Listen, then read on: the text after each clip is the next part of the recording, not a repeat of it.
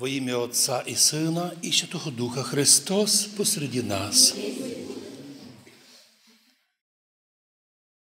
Кесар Август в Римській імперії,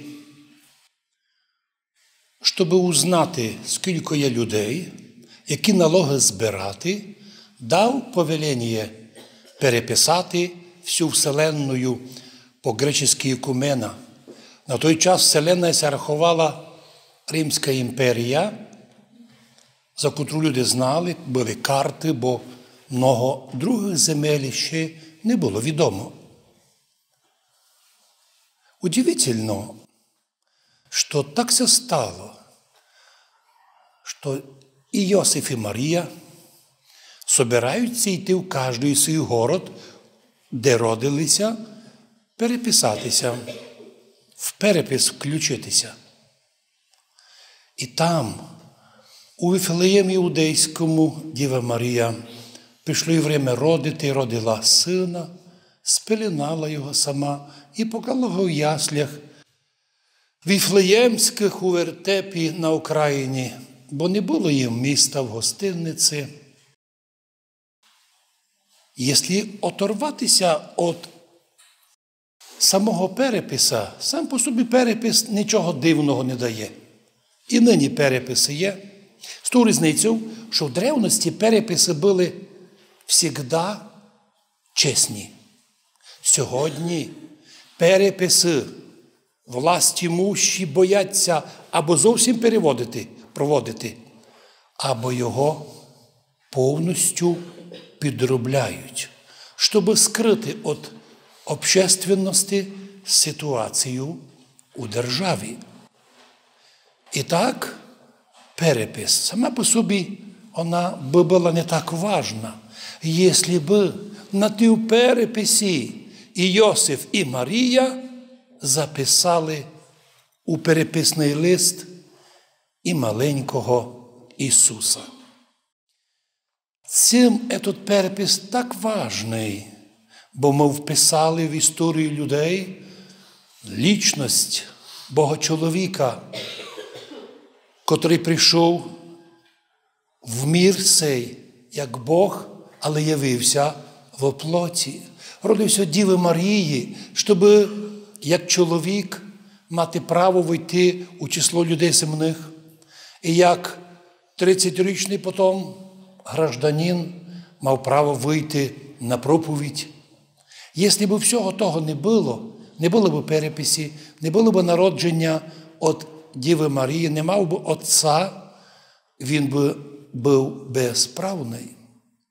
Оскільки Діва Марія родила не від сімені мужа Духа Святого, то вона, пізніше євангелісти написали цю тайну, але перед лицом тогдашнього єврейського народу вона мусила мати земного чоловіка. І таким земним мужем і став юридичний муж Йосиф, старенький, на 30 років старший, мабуть. І він був гарантом, щоб вона юридично считалася замужня жона, але оберігала своє дівство. І так, Вифлеєм, маленьке село, стало центром уваги цілого світа і стало отчетом нового времени до Вифлеєма і після Вифлеєма до Рождества Христового і після Рождества Христового. Чому ми це повторяємо? Да тому, що настільки нам уже привикша дата нового літочислення. Навіть люди грішні, нецерковні, або взагалі безбожники, ведь пользуються новим літочисленням. І вони кажуть, сьогодні наступив 2020 рік по Рождестві Христовому. А самі-то не вірують. Або рахують, що не вірують.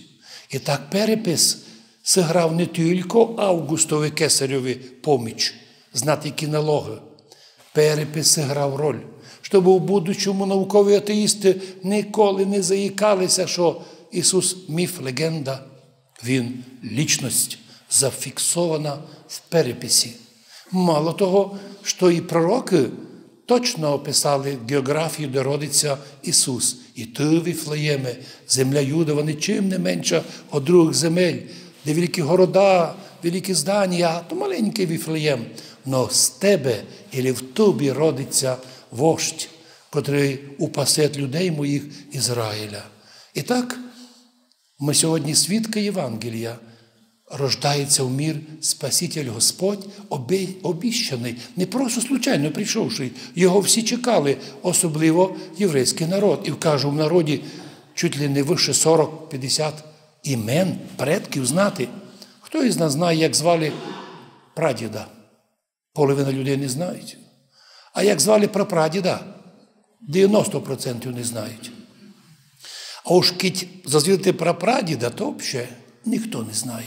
Однак люди, коли займаються своїм родословним, то вони знають імена, в тому числі я пробрав імена глибокі, і удивительні імена були в моєму роді. І іменно це тоді мені дало поняття розуміти, як маленькі діти в єврейському народі училися на пам'ять імена родословної. Тепер ця родословна у вчорашній день, у неділю перед Різдвом, була записана і зачитана, архівний документ. І знову кудись дівати науковим атеїстам. Зачитують архівний документ, а наукові атеїсти – фантазери. Вони казали, що то міф, легенда. Якісь попики видумали собі такое, аби обманювати народ. Оказується, ні, це попики атеїстичні надумали обманути народ. Іменно Церква Христова держиться істини. Сьогодні ми видимо уже духовними очами на святий вечір Рождество Христово, дивимося, як прийшли звіздарі в Єрусалим, дивимося, скільки там золота, драгоценностей. Вони дивляться на царєво одіяння, де родився цар Іудейський. Перед ним цар. А вони кажуть, де родився цар Іудейський? Ми бачили його звізду на востоці. Ми прийшли поклонитися йому. Більше нічого, ніякі перевороти, ніякі обмани. Просто прийшли поклонитися. Був би мудрий Ірод, казав би, та йдіть поклоніться, та йдіть собі думав. А ні, іменно злий узурпатор власти, завжди узурпатор, завжди злочинець. Він повбивав усіх претендентів, та й перепудився і Ісуса. О, якщо б тоді його предупредили книжники і фарисеї, що Ісус – духовна лічність, духовний лідер, цар неба, а не землі, котрий потім пізніше сам скаже, царство моє не од міра сього, і власть моя небесна, а не сьогосвітня, примітивна гнила, противна, мерзка деколи, бо убиває лічність чоловіка, котрий попав на неї. А іменно могли б об'яснити, а не об'яснили. Єврейський народ потерпів тяжкі гоніння. Пізніше Ірод уб'є 14 тисяч младенців, причому вмирає сам Ірод, уже видя, що він проклятий в народі, приказав, щоб на великому стадіоні зібрали молодих юношей. І коли дадуть команду, що умер Ірод, і воїни підсікали голови тисячам хлопців і ривали би жони, та виділо бися, що ревуть за Іродом. Такий був ужасніший, осатанілий чоловік. Повторимося, всякий, хто узурпірує власть, причому незаконно і незаконним путем, становиться осатанілим, тому що сам момент осатанілий і робить проблему. Іменно ці думки нами сьогодні обладають, но перед нами народиться Цар неба, той, хто відкриє нам Царство Божие. Іменно у яслях духовними очами, тільки путем поста, молитви, духовними подвигами увидимо, це не простий младенець. Восточні звіздочоти, звіздарі, волхви прийшли і поклонилися Ісусові, у младенцеві, сповитому у простеньку одежу у яслях. Ведь не глядали золоті хороми. Вони увиділи зразу это младенець, над ним засвітила звізда. Ми теж, на відміну від всеосвітніх людей, кудись кичать всякими властями, багатствами і навіть дипломами освіти, за котрими натуральної, істинної освіти абсолютно не є. Іменно ми з вами люди, котрі празднують Рождество Христово глибокою любов'ю. І ми в сьогоднішній день також рахуємо, що вже входить сила Христова Рождества, і з любов'ю кажемо: Христос рождається, славіте Його. В цей благословенний день і всі остальні дні вітаємо всіх наших братів і сестер із великим праздником Рождества Христового і вхожденням в мир Спасителя Ісуса Христа. Вифлеєм став ота нова точка отсчета історії, благодаря рожденню там Месії Христа. От Вифлеєма починається нова історія людства. Іменно це все узнали наші предки 1150 років під Карпатами от святих Кирила і Мефодія, і ставши християнами восточного обряда, православними, донині держаться і не відступають від того, не взираючи ні на які переслідування в цьому світі.